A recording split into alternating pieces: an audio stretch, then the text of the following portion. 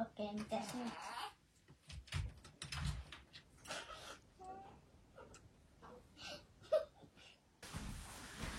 Yksi paali vielä. Kato, kun mä annan sulle kohta liiviä sieltä kanssa. Heinää. Sä voit tosta ottaa, itse asiassa tosta voit ottaa. Mä voin ottaa tosta heinää. Voit siitäkin ottaa, joo. Ja tätä. Joo, sä voit heittää ne.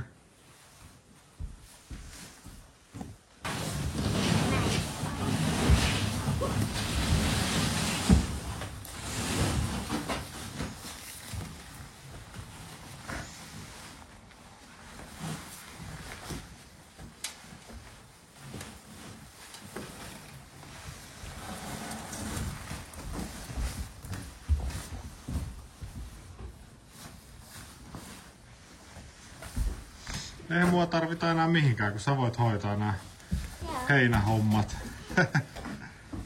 No, peräkärry tyhjä. Meillä on huomenna tai ylihuomenna tulossa kaivuri kaivamaan sitä tiepohjaa, mutta samalla ajateltiin, että me vedetään meille toi talvivesisysteemi tuohon hevosten laitumelle tuolta kaivolta. Eli meidän kaivolta jaetaan sieltä, kaivetaan tommonen painevesiletku sieltä tuohon hevosten juomakuppien viereen ja laittaa siihen sitten saattolämpö. Joku semmoinen systeemi, en ihan tarkkaan vielä tiedä minkälainen, mutta kuitenkin, että saadaan helpommin sitten talvella laitettua hevosille vedet, joka helpottaa aika paljon, koska ei tarvitse kantaa tuolta sisältä sitten kanisterien kanssa.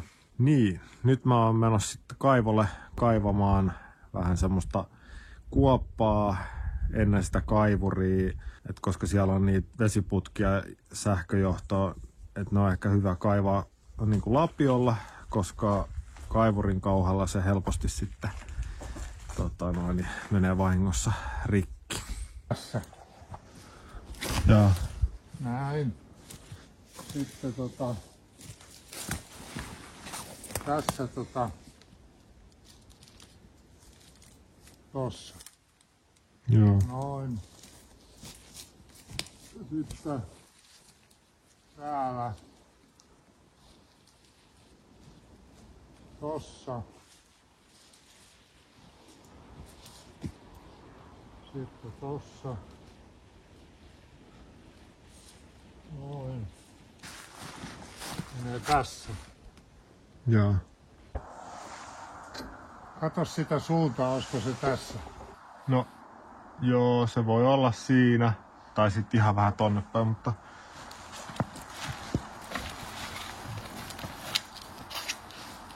Ei vaan siinä. Joo. Tulee vaan kuoppaa. Joo.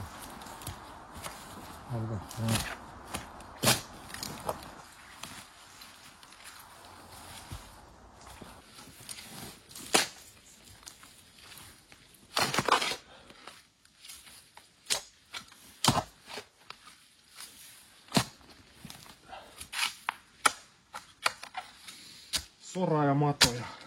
Joo. Lapiohommat aika raskaat.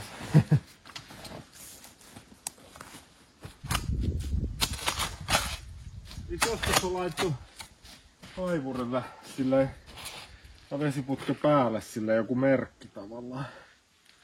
Yleensähän siihen vedetään, kato nauha. Niin. Niin kuin kaapeleihin kiinni. Niin.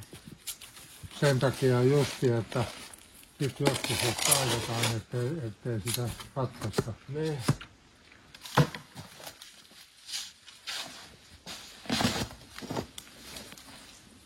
Mukaan se näyttäisi tuossa olevan aika keskelläkin.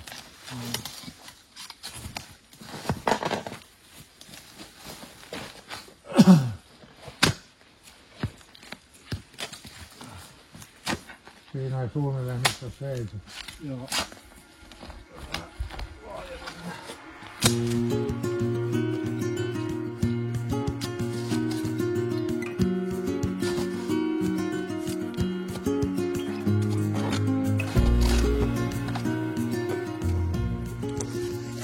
löytyi paikka luultavasti.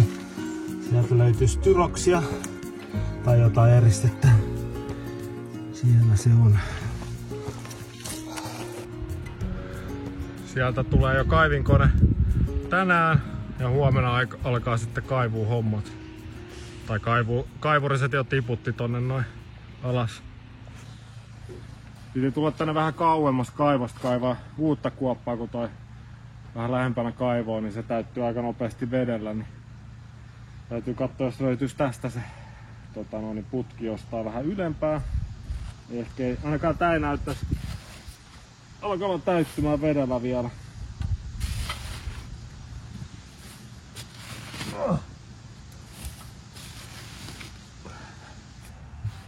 Se on jännä, kun täältä tulee tämmösiä erilaisia maakerroksia. Näyttää aina kiva tutki. Täällä on tämmöstä, olisiko tää niinku hiekan ja vähän niinku saven sekoitusta. Ai.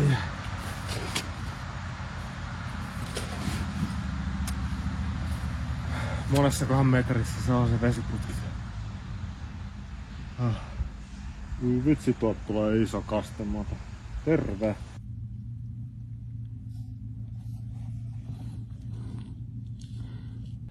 Paksu se on, mutta ei kovin pitkä. Vissi, vai menikö se poikki?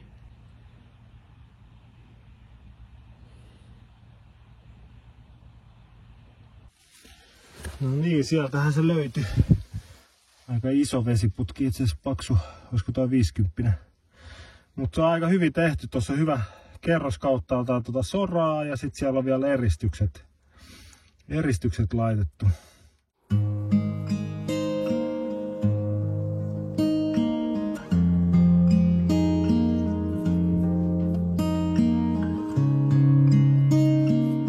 Meillä on tänään jännä päivä tulossa. Meillä on tulossa kaivurimies. Hän tekee sen tien tonne yhdelle rakennuspaikalle, mahdolliselle rakennuspaikalle. Ja sitten samalla kaivaa myös meille sellaisen talvivesihomman. Meillä on ollut eläimillä aina kesällä vaan järvestä tullut vesi ja sitten talvella Juha on kantanut kanistereilla vettä tästä sisätiloista. Niin edes talvi toivottavasti on helpompi sen osalta, että saadaan kaivolta putki tuohon hevosille ja sitten siihen hana. Ja se tulee niinku lämmitys, että se pysyy talvella sulana. Ja sit siitä pystyy kantaa sit muillekin eläimille helpommin. Niin tämmönen toivottavasti saadaan kuntoon ennen talvea. Viime yönä oli jo siis vähän pakkasta, vaikka ei pitänyt olla vielä. Meillä on tuolla noi kesävesiputket jäässä. Mutta säätiedotuksiin ei kannata luottaa. Se on tullut kyllä huomattua monta kertaa. Mut joo, niin semmosia touhutaan tänään. Tai Juha meni tonne nytten katsomaan, se kaivurimies kohta tulee, niin meni sinne katsoa sitä.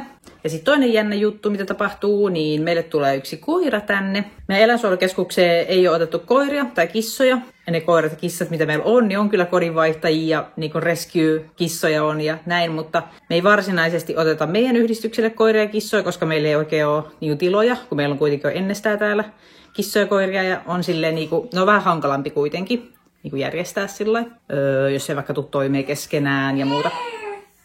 Niin, ei ole semmoisia erillisiä tiloja sitten.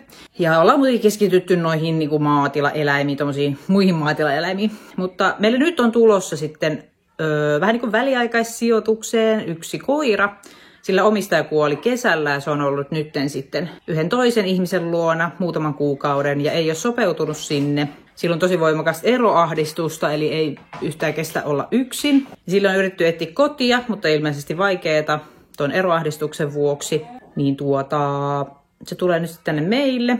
Itselläni on ollut eroahdistunut koira ja se on aika haastavaa, etenkin jos sille ei ole tarpeeksi aikaa niin kuin se opettamiseen.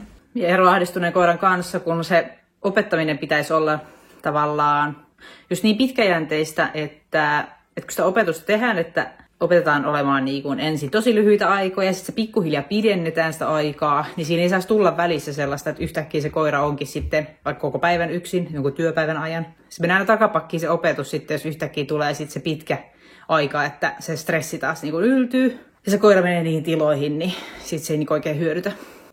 Mutta katsotaan, pystytäänkö siinä auttaa niin kuin täällä ja sitten toisaalta se, kun me ollaan kotona tosi paljon, että tehdään työt kotona ja kaikki, niin siinä mielessä tämä on eroahdistuneen koiran paratiisi. Toki mekin käydään välillä kaupoissa ja muuta, että siinä mielessä, mutta näitä voidaan vähän venkslata sillä lailla, että katsotaan nyt alkuun, että miten tämä koira sopeutuu ja koitetaan lievittää se stressiä. Silloin sitten semmoista stressioireilua, se puree tassuja ja rupeaa huutamaan ja kaikkea sitten, kun se jää yksin. Mutta hän tulee siis tänään.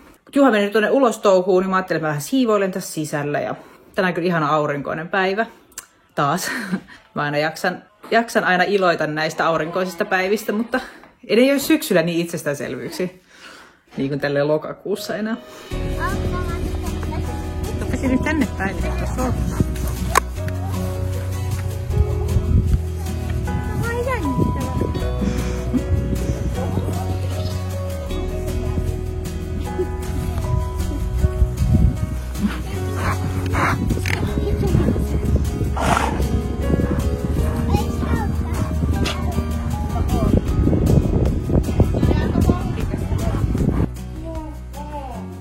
No niin, tässä on Leiton. Hän on kunnon ilopilleri. Sanoin tuossa, että hän on vähän tättähäärä. On kyllä vähän hermostuttava tilanne, kun on uusi paikka ja on uusia tuoksuja ja semmoisia eläimiä, mitä ei ole ennen hän nähnyt. Käytiin tuossa tutustumassa jo lehmiin ja hevosiin ja possuihin ja kaikkiin. Ne oli Leitonista hirveän kiinnostavia, mutta ei kyllä pelännyt yhtään mitään.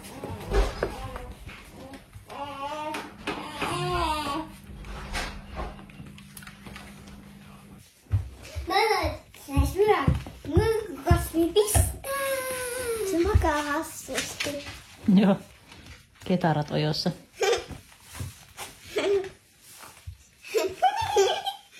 Se pitää nuolasta meitä kaikki. Koirapilleet. Koirapilleet.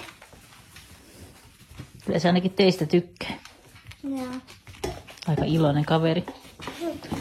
Vaikuttaa olevan kovin perso ruualle, kun se koko ajan tuossa tuijotti, kun me syötiin. Olisi halunnut syödä meidän ruuan. Se on ihanaa. Häntä vispa.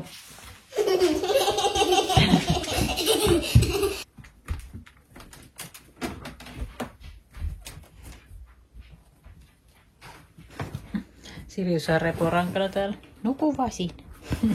Nyt mä herätin.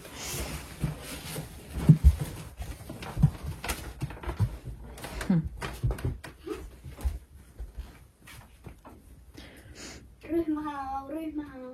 Kunnon ryhmähau. Toi voi olla Kaija ehkä.